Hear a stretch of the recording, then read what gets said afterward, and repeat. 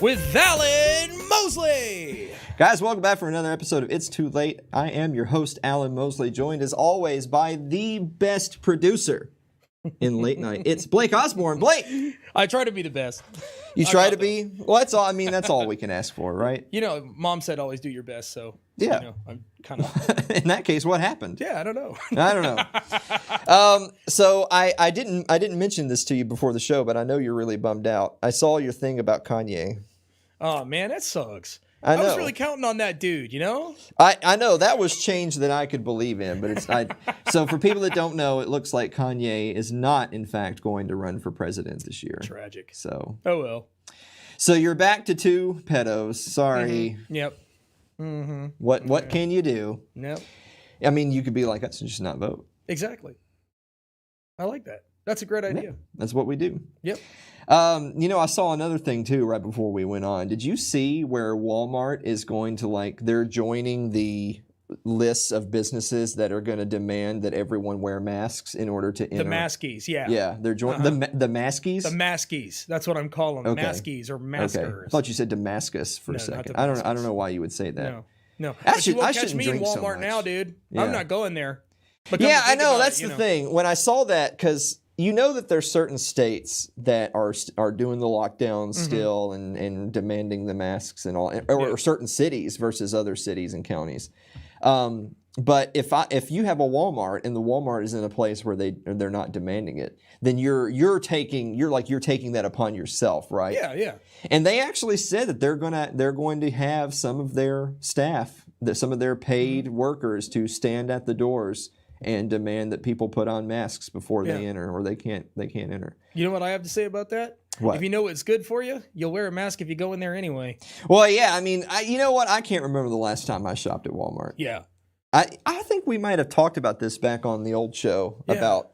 I mean, I don't shop at Walmart anyway because I don't like it and I don't want to shop there, and I'm willing to pay a little bit more to shop somewhere else. But that being neither here nor there, is as soon as I saw that, the very first thing that popped into my head was, why don't they like money? Yeah. It's because if you're making a decision based on what's going to make you the most money, then they would be saying that we're losing more money from people who would shop here but don't because we're not enforcing mask rules, as opposed to people who won't shop here because they don't like being told what to do. Exactly. Because they don't like being scared by propaganda that's scientifically illiterate. But that being neither here nor there, that's actually not anything about what today's show about. It's just that I saw that, and I know, I mean, obviously a crap ton of people shop at Walmart, right? Yeah. And Sam's Club, but I mean, you know, Walmart. Yeah.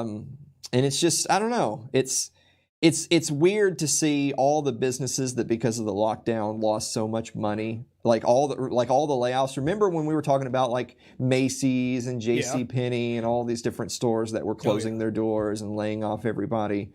Then to turn around and see a different retailer, and I know they do groceries and stuff, so I guess they were always essential. Yeah. Funny how that works. That your business wasn't essential, but Walmart was. Walmart was. Ain't that a weird way that worked out? Absolutely. Yeah. Don't you wish you were essential, Blake? Yeah, I'm not essential. Yeah. Well, that makes me feel very good. It makes you feel good. No. Okay. I think everybody needs to record something, or have a party, or have a DJ at their wedding. Yeah. Right? Yeah. Why not? You have the right to get together with your friends and family and have fun, and I should play music for you. I've seen the memes that people were passing around where they were saying, like, I guess like real estate showings in a lot of places are still considered essential or allowed, but opening a business to like what you're talking about, like partying or buying and selling things, is not allowed. Right. So there was a bar owner that was saying, so therefore what I'm going to do is I'm putting the bar on the market, and we're going to have showings on on Friday night starting at 5:00. Brilliant. And refreshments will be provided. There you go. Yeah, that's how but I'm sure they'll have a door charge, Oh yeah.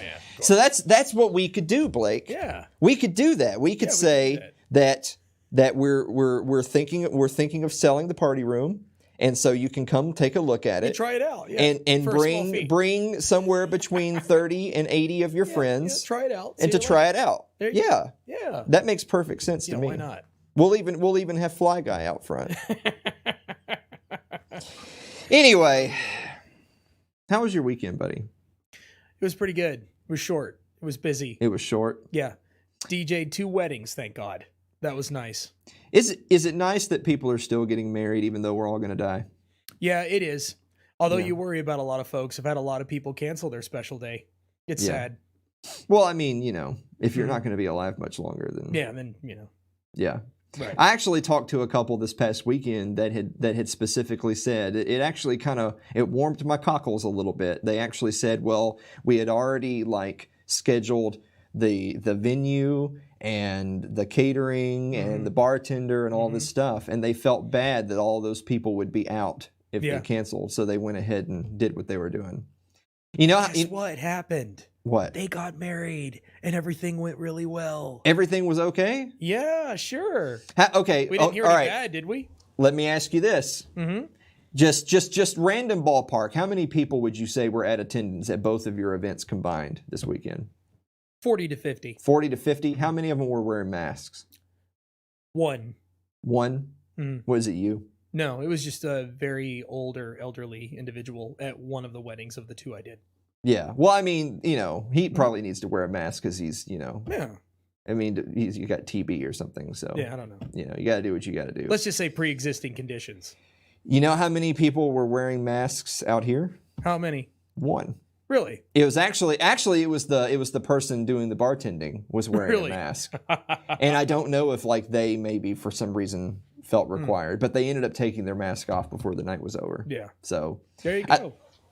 it's nice to be around people who don't buy into that, and because the thing is that say you have a few people come in that are maskies, when they see the whole rest of the room not doing it, Yeah.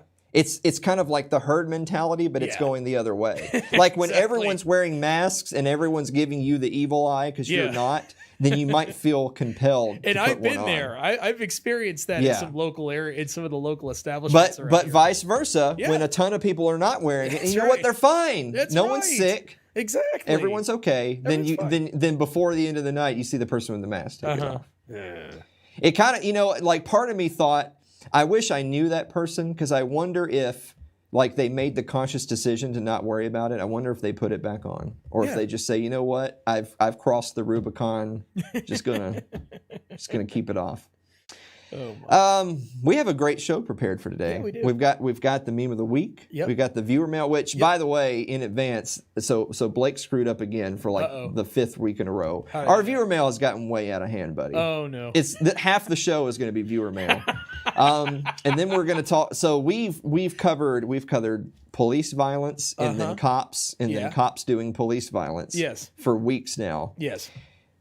We haven't made fun of teachers in a while. So since I like to alienate everyone equally, we're going to get back on the education bandwagon this week. Oh boy, here we go. And then before the end of the show, we're going to talk about some unfortunate tweets by the Libertarian Party nominee for presidency, Jo Jorgensen. She made a tweet that ruffled a few feathers. Okay. And we're going to talk about that tweet and some of the responses Okay. later in the show, but don't go away. We'll be right back after this.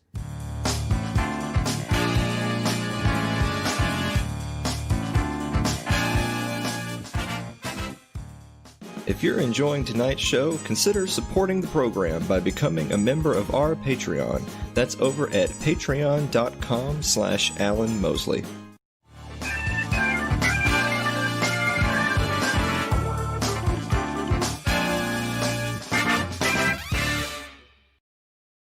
Hey Blake. Yeah. What time is it? It's time for. Ooh, I love that one. I know you do. That's why I brought it back. Meme of the week. Meme of the week. Ooh. When the red light stops blinking on your jail cell camera and you're Ghislaine snap. Maxwell. Oh, snap. He said, oh, snap. I don't think he's saying, oh, snap. I think that's just the silent foreboding of what's to come. That's what I see there. What do you think that means if that, red light stops If the red light's blinking, that means it's on. Yeah, but if what does it mean if it stops blinking, that means it's not on anymore. Oh. If you're that means you're about to get Epsteined, my man. Oh, okay, I get it. Kind of like that Jazine lady. What's her name? Maxwell? Ghislaine, yeah, literally what was just on the screen. So I apologize for everybody. Blake doesn't watch this show. There it is again. He's not paying any attention to what's going on. He's Let's never do that a few seen. more times. No, he's never seen it. There you go. Yeah. All right. Like, so Blake doesn't even hear me right now as I'm talking. I didn't see the Jazine Maxwell part. I was too busy looking at the dude looking off over his shoulder like, oh, crap. You know, that's what I was doing. Anyway.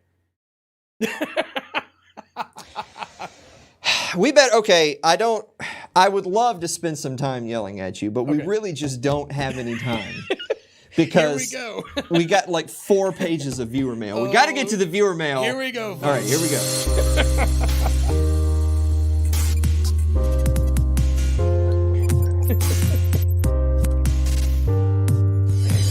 When are you going to come up with some music for that clip so that it's not that really like hardcore investigative journalist got time music? For music? Come on. This is a music studio. You mean you don't just like have some music that you can just throw on there? Like I could play guitar or something. Where'd all the music come from for like our commercials and stuff? I think we got that like from royalty free, you know? Yeah. Yeah. Well, all you got to do is find one more. It's only going to be like, we'll do. All right. It might be hokey, but sure. I bet the people listening at home really appreciate that we do like our show prep in the middle of the second segment of the show while we're on air. Well, that's what's fun. We fly by the seat of our pants, right? Come on. Yeah. I'm not wearing any pants. Maybe that's why we're not prepared. Yeah, maybe.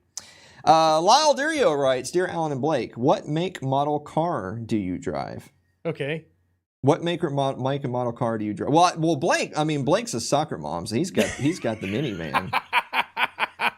2011 Dodge Caravan with this much grass and hay on the floor, and every time you open the door, garbage falls out. It's amazing.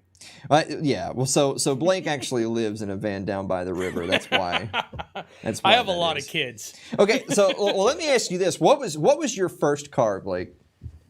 Oh, see, I used to be a big car buff when I was a kid. Okay. And I owned cars before I could drive. What was your first car? My first car was a Volkswagen Beetle that I took apart and put back together and sold for money. That makes sense for you. I don't know why. That just feels right for you, I think. No, I was 14 and I sold it when I turned 15 and made like $3,500. I was stoked. Most 15-year-olds are trying to get a car, not sell one. And I like that it was a Volkswagen too, since you're a German. Oh yeah. Well, I understand those air-cooled flat fours. Yeah. Did you ever have a shaggin' wagon at any point? Okay. Good story. Right? Oh God. Okay. Do we need to have the sensors turned on for this? Listen to this. Okay. So when I was a teenager, my first car I could actually drive was a Ford Bronco that I spent a bunch of money to soup up. Okay. Well, my dad knew an auto mechanic who had a van. It was like one of those 70s shag vans. Although as naive as I am, I had no idea it was a shag van. So it kind of looked like the A-Team van, but it was all red. It was a pretty sharp looking truck. And, so I swapped cars with the guy, and I drove van around for a while because I was in a band, and we needed the space to haul our gear. Well, this thing had shag carpet on the inside. It had like a really booming stereo. It was really sharp, but it had this like diamond cutout on the back and a divider that divided the back, and it had a bed in it. And when I say bed, I mean bed. Mm-hmm. And it had a mirror on the ceiling. I didn't really think anything of it at the time. On the bumper, there was a sticker that said, if this band's a rockin', don't come a knockin'. Well, as naive as I am, I figured, well, that fits because we're a rock band, why not? Well, I drive it to church for the first time, and my youth pastor gets a good look at me and goes, if I were you, I'd take that sticker off that van. You asked. Bless your heart. Mm-hmm. I get that a lot. My first car was a brown 84 Ford Tempo. Rockin'. Yeah. It was a tank. That was when they still made sedans that could drive through brick walls. No problem. If I remember correctly, there was more metal on a Tempo on the body than there was in the engine. It was heavy. It was heavy, and it was made when the interstate speed was supposed to be like 55. Yeah. So the speedometer only went up to 85. So when I was driving on modern interstate going, say, 74, the engine's just going, wah! Yeah, man, that's great. I missed the Tempo. The Tempo was terrible in an awesome way. So anyway, there you go. There you go. Andrew Avery writes, Dear Alan and Blake, how do you get off a nonstop flight? So I know Andrew's just trying to bait us with his pun, but I'm actually going to answer his question. Okay. A lot of people think that, like, you know, they tell you, like, you need to be situated and ready to go because once the plane takes off, you know, it's taken off. Oh, yeah. But I promise you, you can get them to land that plane. Oh, yes, you can. If you literally just stand up where you are and just look at them like, sir, I'm gonna need you to take your seat. land the plane. Oh, yeah, definitely. Eventually they're gonna take some actions. You got a phone call there, Blake? Yeah, unfortunately, I forgot to put it on silent this morning. I like how Blake does his accents when he knows he's fucked up. Hey. So since we said a bad word, I'm going to have to mention Suzanne Sherman. Suzanne Sherman's the Wasatch Report. Okay. There you go. Hi, Suzanne. Hi. David Wilimowski Jr., Dave and Mary from Liberty Late Night. Dave writes, Dear Alan and Blake, is it rude to turn down a gift of smoked fish like a whole fish if you know nobody in your house is going to eat it? Is it rude to turn down a whole fish if you know nobody in your house is going to eat it, Blake? I think so. Anytime somebody gives you a gift that they're trying to honestly be genuine, yeah, don't turn it down, man. That's rude. Yeah, so they already bought it, so. Yeah, so David, I actually lean towards, that it is a little rude because you can just re-gift it. You can just give it to somebody else if you know no one, There's nothing, if you happen to see someone on the street and say, hey, do you like fish? Yeah. There might be a statute of limitation on that, though. A statute of limitations on whole smoked fish giving. Yeah. Yes. So it is rude, and you know what? You could just give it a try. Yeah. Like, why is nobody in your house going to eat it? Like, oh, well, look, we're the Wilimowskis. We only eat, caviar and filet mignon at our house.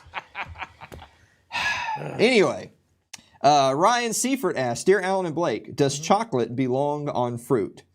Okay, so the word belong is a really loaded word. To say that it belongs on fruit means that it must be. I mean, that's obviously not true because you can obviously have chocolate and obviously have fruit and they can be separate. So I don't think the word belong is correct. But I mean, chocolate covered strawberries, right? Yeah. Like those are pretty good. Chocolate covered pineapple, man. What is it with you and pineapple? I love pineapple. You were drinking a pineapple Pepsi earlier. Yes, I was. And if I could get up and go get it. But let me tell you, pineapple Pepsi, that's the stuff. Good. That's probably why you're like this all the time, by the way. Yeah, exactly. There's a lot of sugar in that. It's the most excited I've ever heard you. Sherry Clark writes, Dear Alan and Blake, what is your favorite breakdance movie of all time? Well, obviously, in the genre of breakdance movies, the best is The Godfather. So there you go. Jeff Johnson writes, Dear Alan and Blake, have either of you ever cried your way out of a speeding ticket? Blake, have you ever cried your way out of a speeding ticket? Ever gotten stacks of them that just didn't work. I'm just not cute enough. Yeah. Oh, well. I've never gotten a speeding ticket. I've never been pulled over. You've never had a speeding ticket? No. Impressive. Yeah, this goes back. We're like on a 3-week stretch now. So this goes back to the perfect heist thing. That if you're getting caught, you did something wrong. Our audience are the worst criminals. They are criminals. They're just the worst ones. So there you go. Tom Arnold writes, Dear Alan and Blake, are you really from Alabama? No. I'm not from Alabama. No, there's nothing wrong with Alabama, but there's a lot wrong with Alabama. I just being nice. Like there's states like Tennessee, and then there's shithole states like Alabama. Yeah, I said it. Okay. You know why all the trees in Tennessee lean south, don't you? Why? Because Alabama sucks. Dadisms. I mean, and you're from Florida, so where does the Alabama stuff come from, Tom? I have no idea where he gets that. I don't know. So whoever's spreading lies about us that our program is from Alabama, you need to go to euthanasia.com/Alabama to get the... Anyway. Yeah. Celeste Annis writes, Dear Alan and Blake, did your parents accidentally leave you behind somewhere as a child? Blake, did your parents ever leave you behind somewhere as a child by accident? Never. No? My mother was way too close. way too close. That She gave me a lot of freedom as a teenager, though, which was really great. Well, that's good. You must have earned it. Except for that van. Other than that, there were many vans. What did your mom think about the Shaggin' Wagon? Like me, I don't think she had any idea. Okay. Huh. All right. They never accidentally left me anywhere, but I mean, I'm sure they probably did several times on purpose. So, jeez. I mean, they already had one. They had my brother, so they don't need two. Yeah, I got 4. Well, that's why you got the van. So you had the van, and that's why you wound up with 4 kids, and now you've got a different van. That's what happened. Kim Brown writes, Dear Alan and Blake, hard shell or soft shell tacos? Hard shell or soft shell? Both. What do you expect me to be, like a taco racist or something? Come on, tacos are amazing. Eat any kind of taco you want. Oh man, so it just depends on what mood you're in, If I get those crappy things that pass as food from Taco Bell, I actually get soft shell because I can just roll them up like little miniature burritos or whatever. Exactly. But when I have like actual good tacos, I do hard shell. So the answer is yes. Hard shell or soft shell? Yes. Hold on. No, wait, no. But see, then you made the taco into a burrito. So it's therefore no longer a taco. We're not doing this today. Oh, come on. No, I had you. You're trying to steal my thunder. Daniel Blanchett writes, Dear Alan and Blake, what percentage of Mike Meharry's income are you paying in federal taxes this year? So Mike he had just made a post talking about how he was getting ready to pay his taxes. And for anybody who's self-employed, like, the government loves to find people who make their own way and earn their own living. Yeah. Because then they just, take all of it. Well, you know that meme of the guy doing like he's pointing at his hand, like give me. We should make one. We should do that. We should make memes, and I don't mean like make crappy memes for the internet. Like I mean like film the meme. Oh. Like artistic expression. Like we dress up and we make the meme real. Yeah. Okay. And we're staged memes. Yeah. Like we could use the green screen to have the background of the meme, but like we're dressed up as the characters. It's a brilliant idea. Let's do this. We should do that. Yeah. We can only do that if people go to our Patreon and give us money so that we have money to blow on things like making like real life memes. I'm an artist. Props. I'm an artist. It's what it is. That's right. Joseph Haggerty writes, Dear Alan and Blake, what state offers the best chance of liberty? None. Yeah.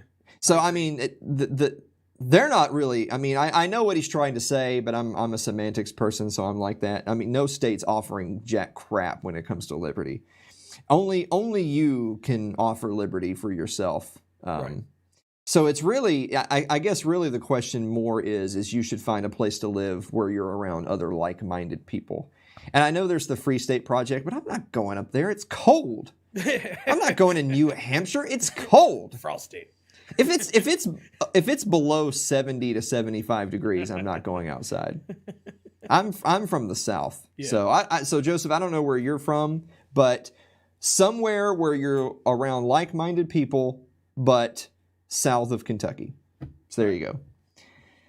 Eric Eli writes, Dear Alan and Blake, was Joe Jorgensen's tweets about BLM her Aleppo moment? We will actually be talking about that in the final segment today. Okay. So I will cover that in length, so I don't want to spoil it here. Right. We actually have, believe it or not, I'm looking at the clock down here, we actually have like a bajillion more viewer mail questions, but we're going to have to save them. Yeah. We're going to have to save them for another time, because guys, we're like halfway through the show and we haven't even done the first article yet. Awesome.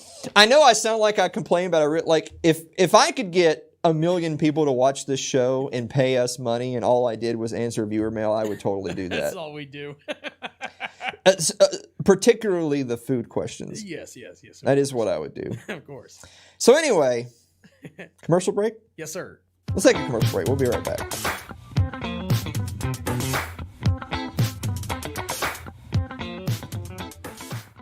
Your ad could be playing right now, reaching thousands of potential customers. Sadly, it's not, but it could be. Find out how to be an advertised sponsor for It's Too Late with Alan Mosley. Email us at alan@funnybroke.com.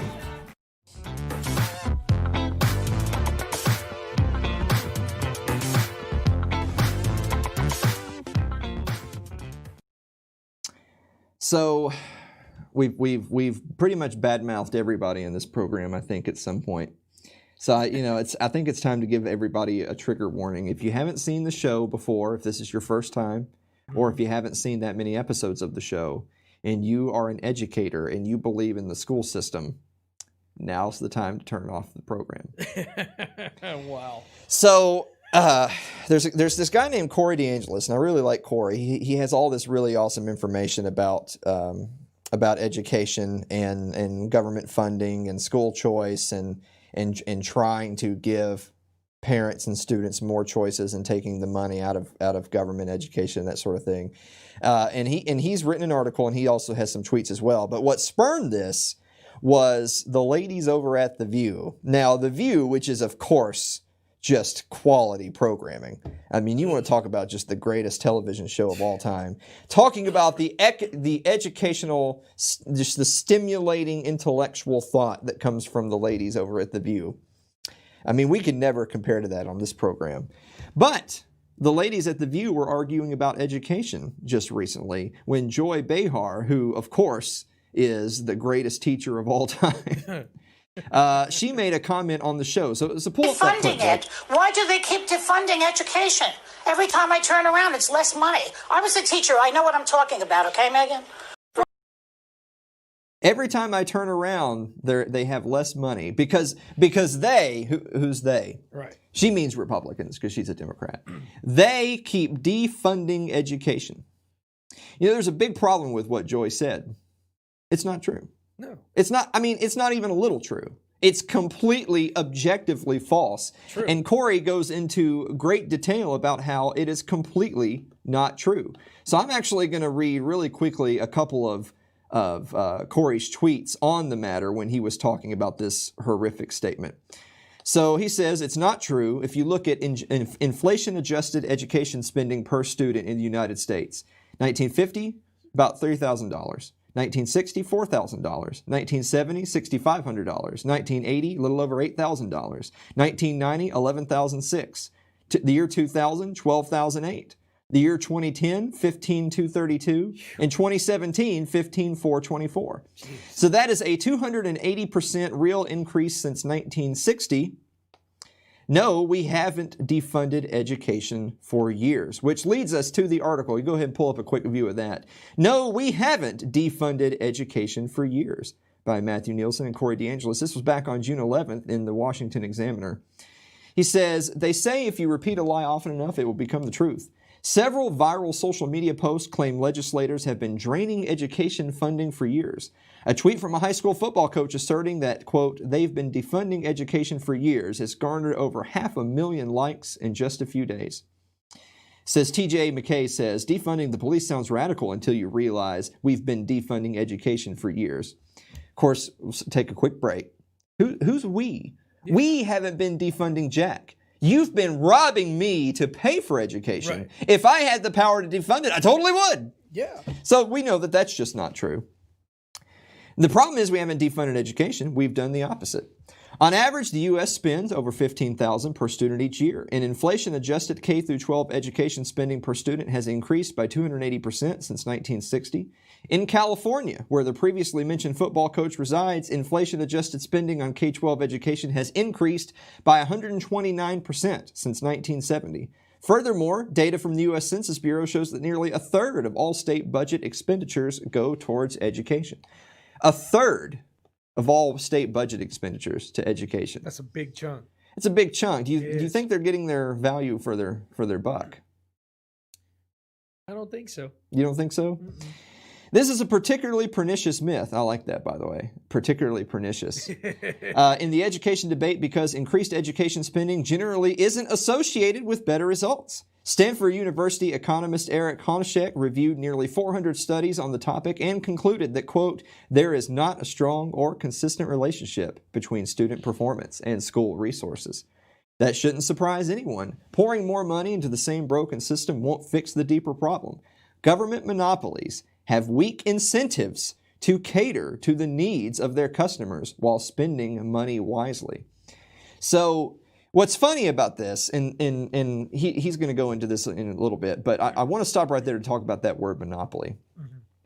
If you go out on the street and you just say to most people, you know, what is a monopoly? And we're not talking about the board game. What is a monopoly?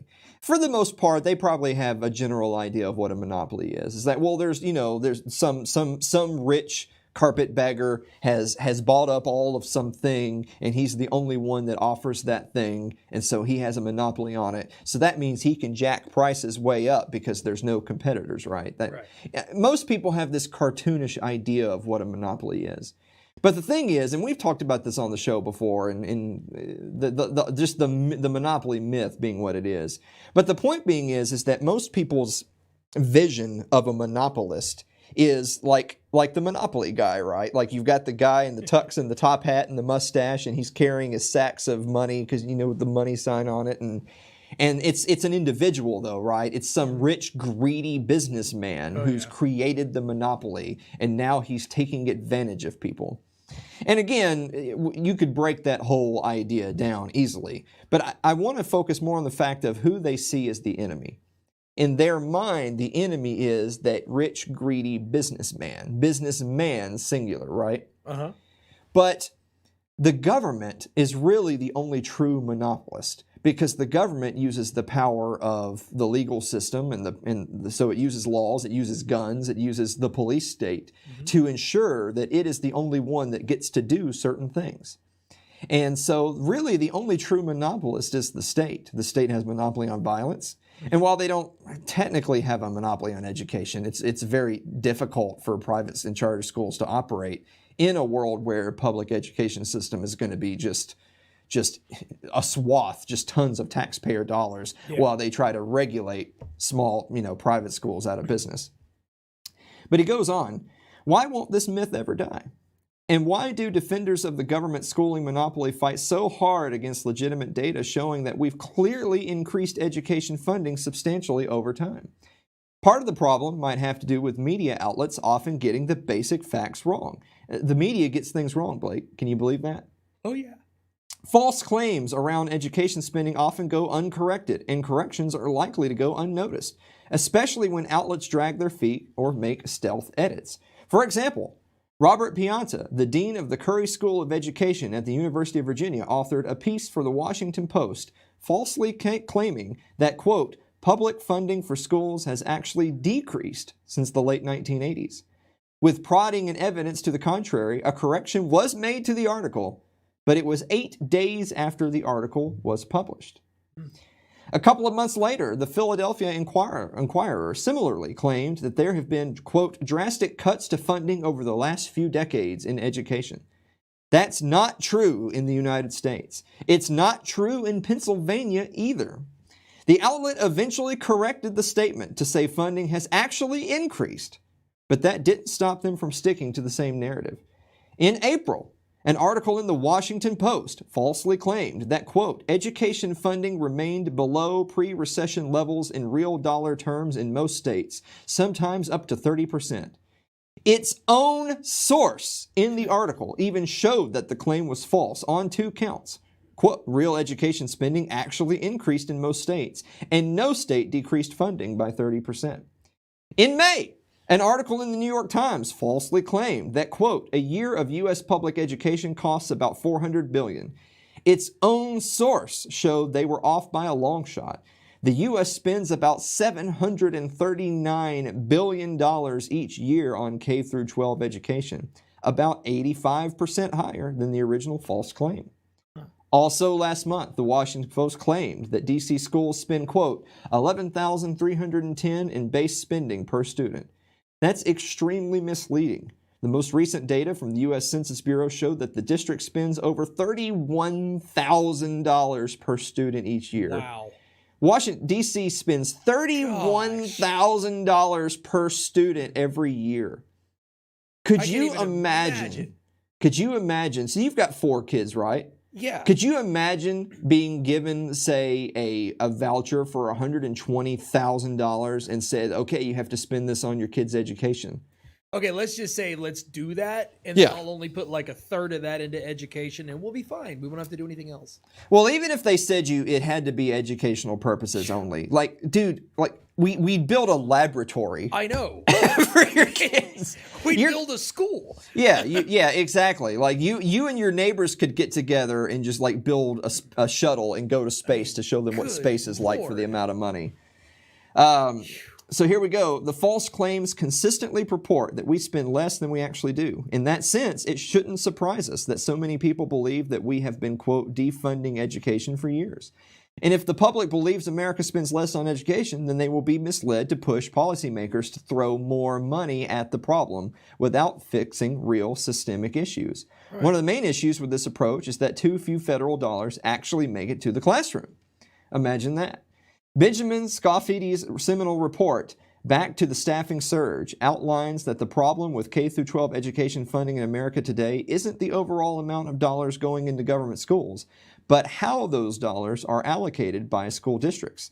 Surges in staffing and administrative bloat have become the norm across the country. Oh, yeah. From 1950 to 2009, student populations increased by 96%. Non-teaching staff increased by 702%. There you go. Most recently, Scafidi observed that between 1992 and 2014, real education spending per pupil increased by 27%, whereas real teacher salaries dropped by 2%.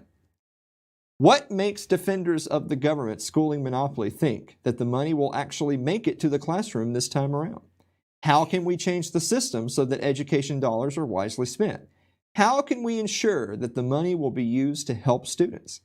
These are the kinds of questions we should be having. There's a lot of room to debate the costs and benefits of pouring more money into the current education system, but these discussions must be based on an agreed upon set of basic facts rather than emotions.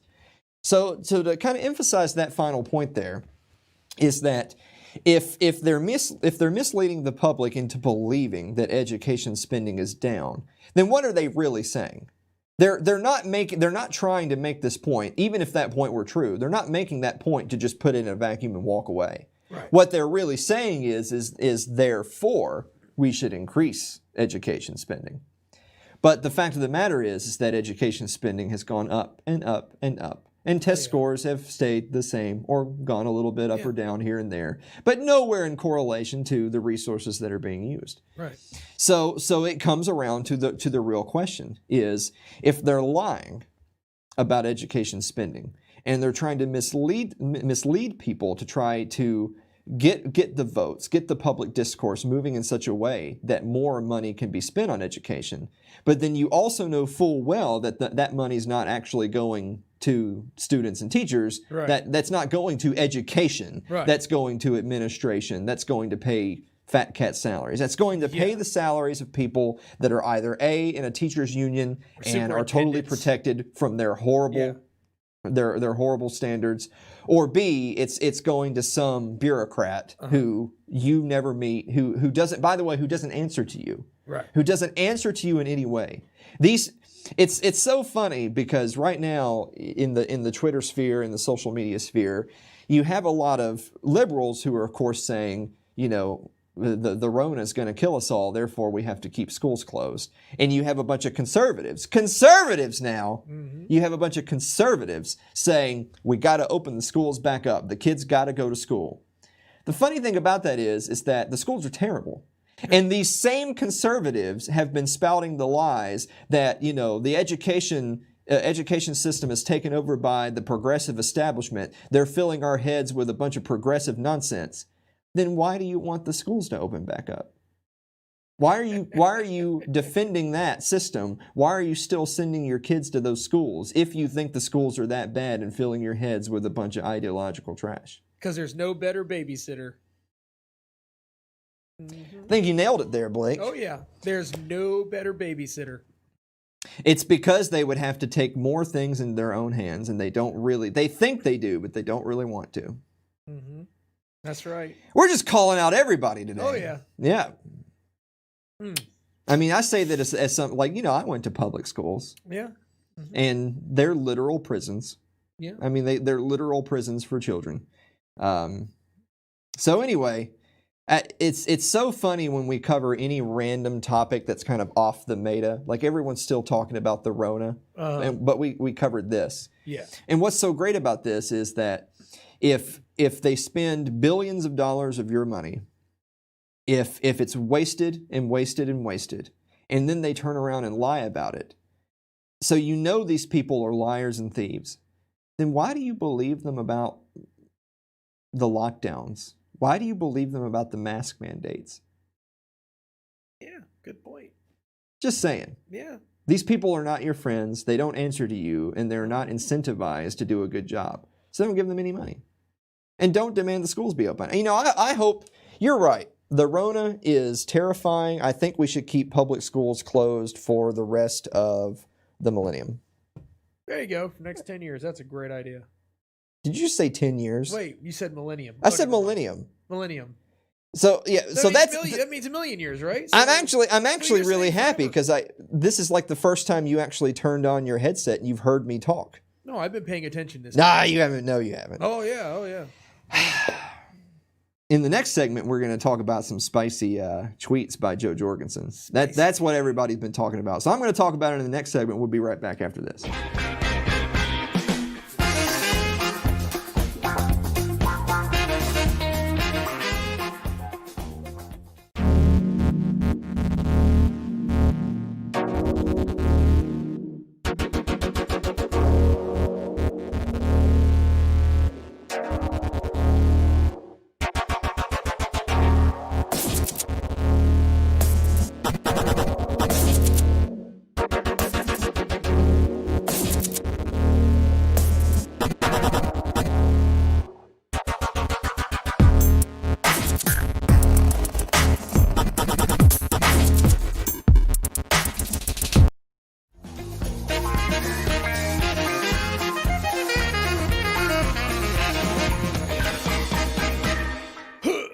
There it is. There it is. So one thing I forgot to mention, we had Brian Kaplan on the show, and he wrote one of my favorite books, which was The Case Against Education. Yep. And something he talks about in that book, and he mentioned it briefly on the show as well, is social desirability bias.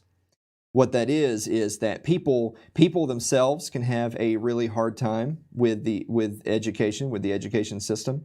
They could have had bad experiences themselves, and they can see all that stuff that we just talked about.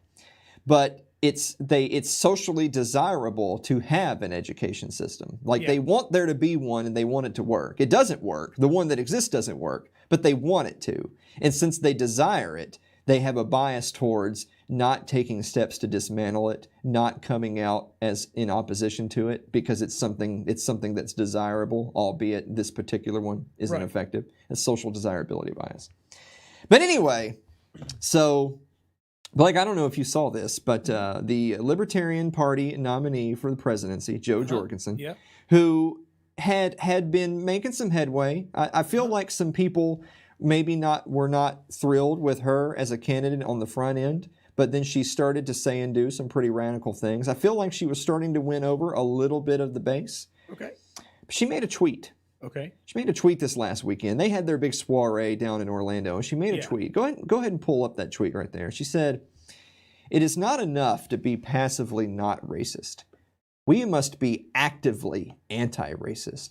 Hashtag Black Lives Matter. Hashtag Vote Gold." What does that mean? Well, the exact meaning of that tweet is what got so many people's feathers ruffled. Because she said, it's not enough. It's not enough to be passively not racist. We must be actively anti-racist.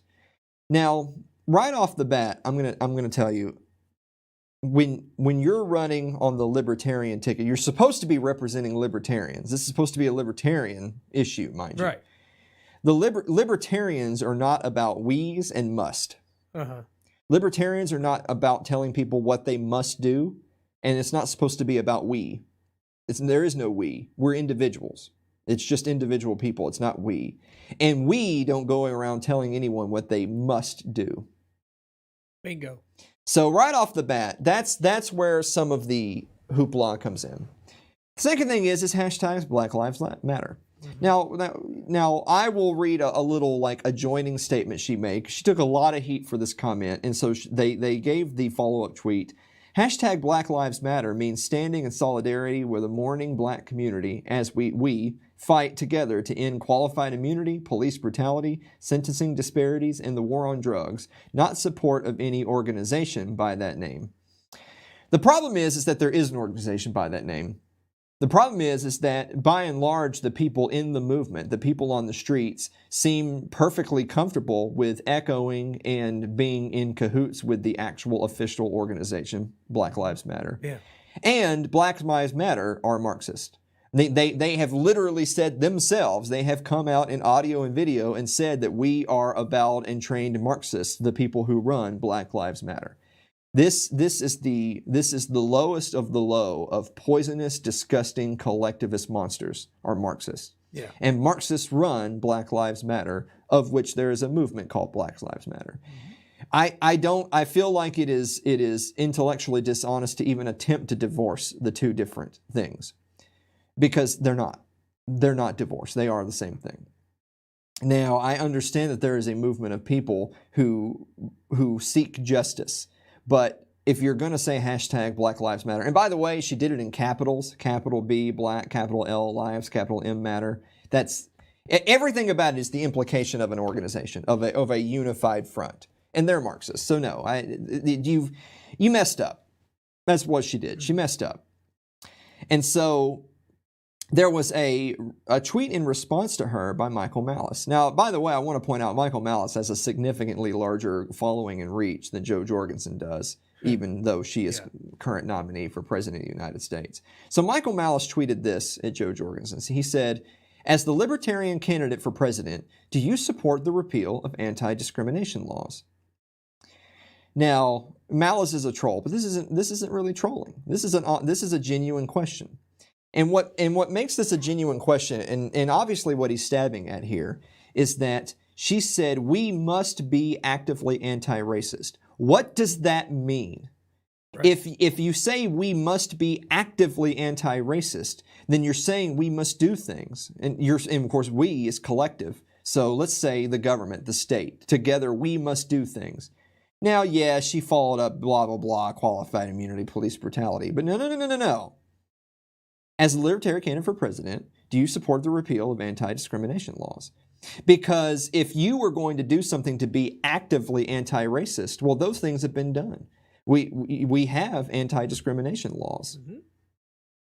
And we actually talked about this on this very show just maybe about a month ago, when I was making the point that when you seek to be actively anti-racist and you pass laws and regulations to force businesses, force people to do certain things, that's not changing their hearts and minds in any way. No. Someone who is genuinely a die-in-the-wool racist isn't going to become not racist the next day because you pass a law saying he has to serve certain people at his lunch counter. He has not changed. You've just passed a law to force him to run his business the way he doesn't want to. Right. At the heart of libertarianism, at the heart of being an anarchist, at the heart of liberty are property rights. Uh-huh. And we've talked about it. Maybe it's been a little while. We used to talk about this on the old show all the time. Is that no one ever said having principles was supposed to be easy. But principles are something that you believe in, that they then guide your decision making. They guide how you feel and react on a variety of issues. I've said before that I don't trust people that are kind of all willy-nilly deciding what they think on issues as they come, because that makes me think that they're literally making a decision there and then, as opposed to having foundational principles that guide their decision making.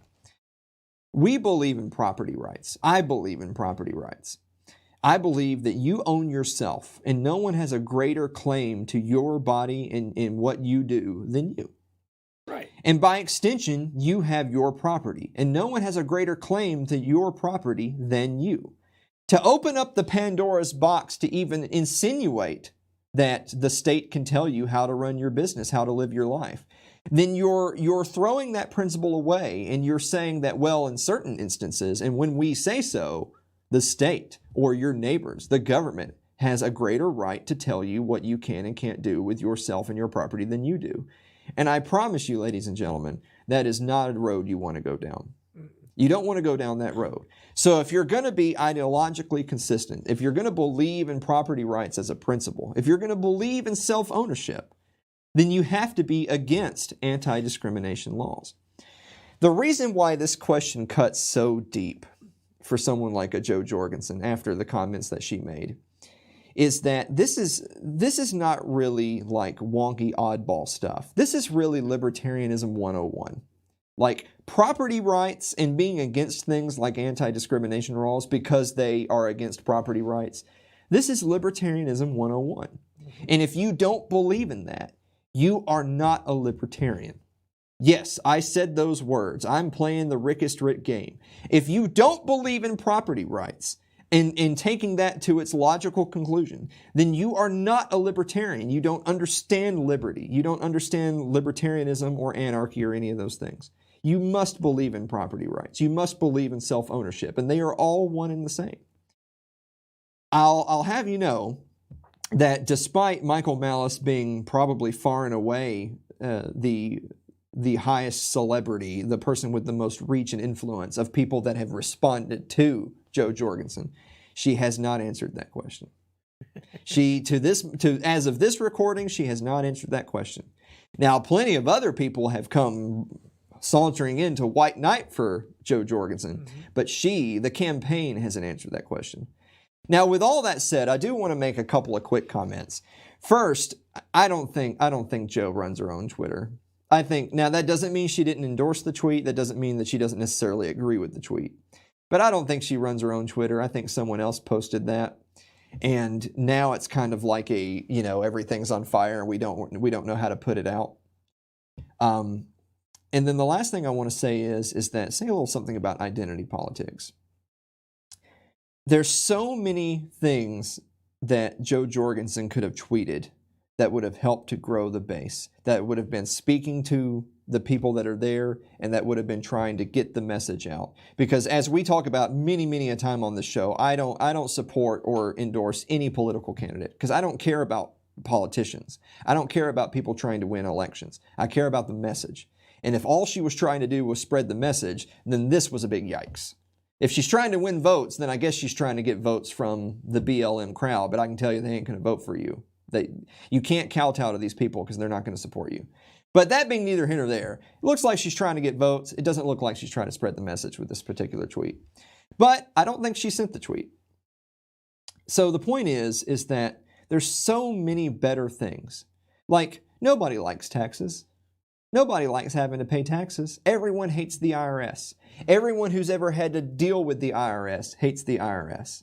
So you could put out a tweet saying, taxes suck, abolish the IRS.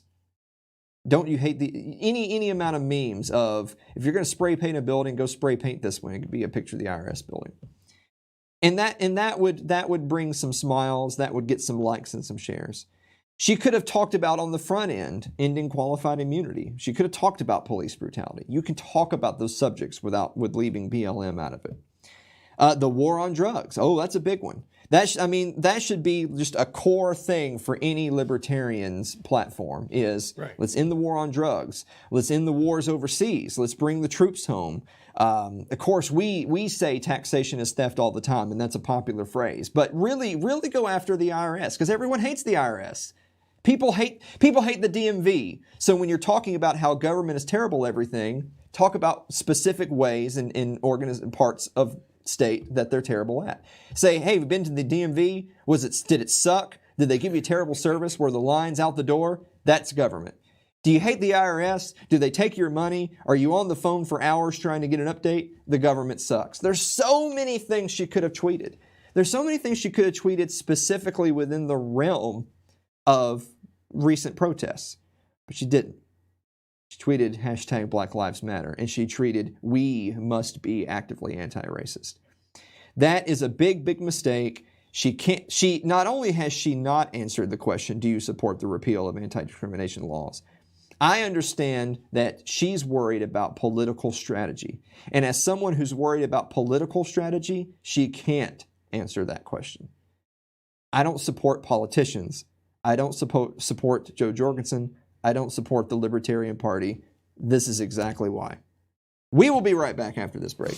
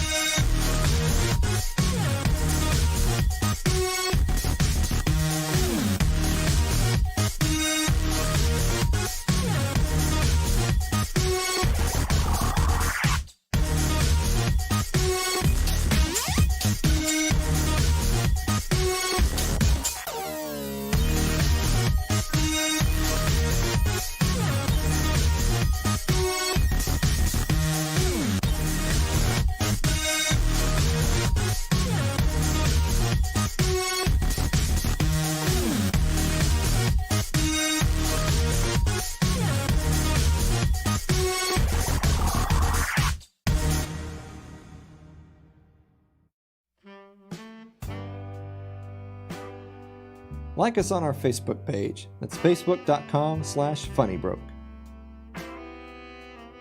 You can follow me on Twitter. That's twitter.com/Alan M. Mosley.